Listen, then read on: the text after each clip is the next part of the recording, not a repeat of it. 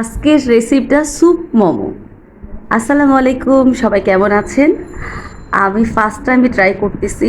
আহ, ভাবলাম আমার মেয়ে অনেক অসুস্থ, ওর পক্স হয়েছে। ও বলছে যে আম্মু আমাকে একটু স্যুপ মোমো বানাই দিবা। ও অনেক জায়গায় ইউটিউবে দেখছে, তো বলছে তুমি যেমন পারো তেমনই করে দাও। তো আমি ট্রাই করলাম, সবগুলো বানানো শেষ হয়ে গেল। স্যুপের জন্য রেডি করে ফেলছি, যে এক সাইডে স্যুপ রেডি হয়ে গেছে আমার। তখন মোমোগুলো একটা একটা করে স্যুপের মধ্যে দিয়ে দিয়েছি।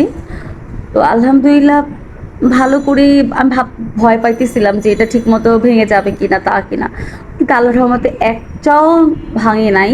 প্লাস খুব সুন্দরভাবে বয়েল হয়েছে।